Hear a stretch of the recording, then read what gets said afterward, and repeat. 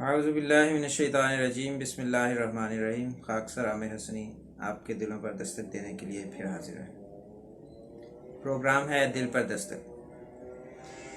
ایک ولی اللہ اور ایک عابد کا ذکر آتا ہے کہ وہ پہاڑوں پر رہا کرتے تھے اور عبادت کیا کرتے تھے۔ کافی عرصہ سے بارش نہیں ہوئی تھی۔ ایک روز بارش ہوئی تو پتھروں پر بھی ہوئی، تو ان کے دل میں خیال پیدا ہوا کہ یہ کیا بات ہے، ضرورت تو کھیتوں کھلیانوں کو اور درختوں کو تھی، یہ پہاڑوں پر اور پتھروں پر ہو گئی۔ تو اس کے نتیجے میں خدا تعالیٰ کو ان کا یہ سوچنا اس طرح کا پسند نہ آیا۔ اس کے نتیجے میں خدا تعالیٰ نے ان کا جو اعتراض خدا تعالیٰ کے کاموں پر کیا، تو اس کے نتیجے میں خدا تعالیٰ نے ان کا ولی پن چھین لیا۔ بہت پریشان ہوئے، کیونکہ جس کا خدا تعالیٰ سے تعلق ہو اور خدا اس سے ناراض ہو جائے، اس کے لیے تو موت سے کمتر نہیں ہوتا۔ چنانچہ انہوں نے کسی اور بزرگ سے استمداد چاہی، مدد چاہی کہ مجھے بتائیے کہ میں اب کیا کروں۔ انہوں نے کہا کہ تو نے بڑی سخت غلطی کی جو خدا تعالیٰ کے کاموں پر اعتراض کیا، تو اب توبہ استغفار ہی اس کا حل ہے۔ خیر، ان کے دل میں یہ آئی، انہوں نے کسی کو کہا کہ اب ایک ہی طریقہ رہ گیا ہے کہ تو مجھے رسی کے ساتھ باندھ اور ان پتھروں پر گھسیٹا کر۔ اس آدمی نے کہا کہ میں ایسا کیوں کروں؟ اس نے کہا نہیں، تمہیں ایسے ہی کرنا ہے۔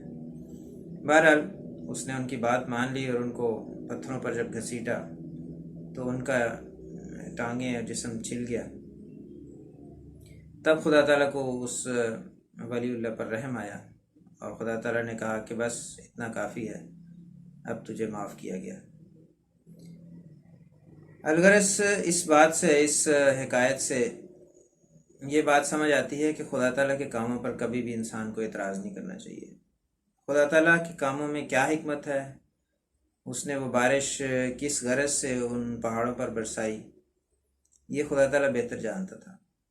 کسی کو بھی اس پر، خدا تعالیٰ کے کاموں پر کبھی اعتراض نہیں کرنا چاہیے، اور اس کی حکمت اگر سمجھ نہیں بھی آتی تو بھی جو خدا تعالیٰ نے کیا اس کو درست سمجھتے ہوئے خدا کی رضا پر راضی رہنا چاہیے۔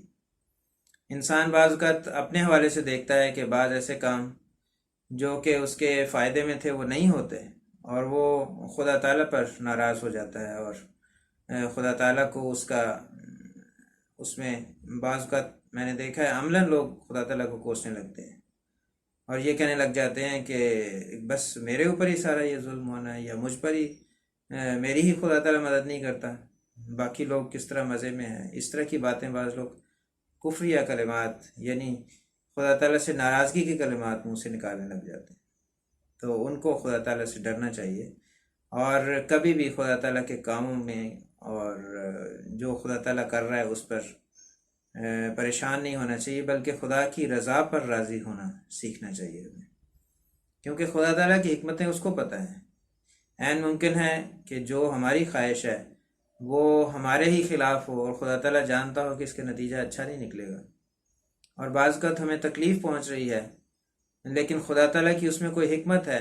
اس تکلیف کے نتیجے میں ہو سکتا ہے آئندہ خدا تعالیٰ کی طرف سے بہت آرام اور سکون ملنے والا ہو، جو اگر ہم وہ تکلیف نہ اٹھائیں تو نہیں ملے گا۔ تو بہت ساری خدا تعالیٰ کی حکمتیں ہوتی ہیں، اور انسان بعد میں یہ دیکھتا ہے۔ آپ سب بھی اپنے خدا سے بہت ساری ایسی چیزیں دیکھ چکے ہوں گے کہ جب آپ سمجھتے تھے کہ یہ کام ابھی ہو جائے اور وہ نہیں ہوا تھا اور وہ بعد میں ہوا، یا خدا تعالیٰ نے اس کے بدلے میں کوئی اور آپ کو منفعت، کوئی نفع عطا فرمایا، جو کہ اگر وہ کام ہو جاتا جو آپ کی خواہش تھی تو یہ نفع آپ کو حاصل نہ ہوتا۔ تو خدا تعالیٰ کی حکمتیں ہم نے خود بھی دیکھی ہوئی ہیں۔ بعض اوقات بعض کاموں میں بڑی حکمتیں ہوتی ہیں اور اسی میں بہتری ہوتی ہے۔ اسی لیے یہ دعا کرنی چاہیے خدا تعالیٰ کے حضور، جیسا کہ دعا حضرت موسیٰ علیہ السلام کو اللہ تعالیٰ نے سکھائی کہ ربی انی لما انزلت الی من خیر فقیر، کہ اے میرے رب، جو کچھ تو مجھ پر خیر نازل کرے میں اس کا محتاج ہوں، میں اس کے لیے تیرے حضور فقیر کی طرح ہوں، جو بھی تو نازل کرے، اور اسی پر راضی ہو جانا چاہیے جو خدا تعالیٰ ہمیں عطا کر رہا ہے، کیونکہ خدا تعالیٰ کی عطا بہرحال ہمارے لیے بہتر ہے۔ اور جو ہم اپنی کوششوں سے یا اپنی بعض اوقات خدا سے ناراضگی کے رنگ میں ہم کچھ ایسی چیزیں حاصل کرنا چاہتے ہیں جو بظاہر اچھی لگ رہی ہوتی ہیں لیکن وہ ہمارے لیے اچھی نہیں ہوتی، تبھی خدا تعالیٰ ان کو ہمارے لیے مخصوص نہیں کرتا یا ہمیں عطا نہیں کرتا۔ تو یہ ہے چیز۔ اور آج تو اس دور میں ہمیں ایسے لوگ بہت کم نظر آتے ہیں، لیکن ایک دور ایسا تھا جب واقعتاً لوگوں کو فکر ہوتی تھی کہ ہمارا خدا ہم سے ناراض نہ ہو جائے۔ آج ہمیں بھی اس فکر میں واپس جانا ہے، اور پھر وہی بات ہے کہ یہ بات اگر ہم خود کرنے لگ جائیں گے اور اپنے گھر میں اس کے ذکر کریں گے تو ہم اگلی نسل ایسی تیار کر سکیں گے جس کو خدا تعالیٰ سے ایسا پیار ہوگا کہ وہ اس کی رضا پر راضی ہوں گے۔ راضی ہے ہم اسی میں جس میں تیری رضا ہو، یہ ہمارا نمونہ ہونا چاہیے۔ اللہ تعالیٰ سے دعا ہے کہ ہمیں اس کی توفیق عطا فرمائے کہ ہم خدا کے کاموں پر راضی ہوں، جو بھی وہ ہمارے لیے رکھتا ہے، جو ہمیں عطا کرتا ہے، ہم اس پر خوش ہوں بجائے اس کے کہ اس پر ناراض ہوں جو ہمیں نہیں ملا، کیونکہ اس میں بھی خدا تعالیٰ کی کچھ حکمتیں ہیں، جو نہیں ملا اس میں بھی ہماری کوئی بہتری ہوگی۔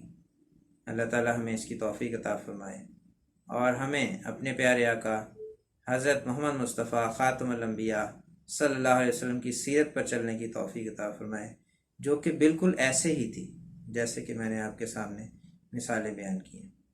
کیونکہ آپ کے اخلاق کے بارے میں حضرت عائشہ رضی اللہ عنہ نے فرمایا تھا کانا خلق القرآن، کہ جتنے بھی آپ کے اندر اخلاق ہیں وہ سارے قرآن کے اوپر ہیں۔ تو قرآن نے جو فرما دیا وہی ہمارے لیے، اور اس کو عمل کر کے ہمارے پیارے نبی حضرت محمد مصطفیٰ خاتم الانبیاء نے دکھا دیا، وہی ہمارے لیے سب کچھ ہونا چاہیے، اور اسی میں ہماری بھلائی ہے۔ اللہ تعالیٰ ہمیں اپنے پیارے نبی کے نقش قدم پر چلنے والا بنائے، آمین ثم آمین۔ السلام علیکم ورحمۃ اللہ وبرکاتہ۔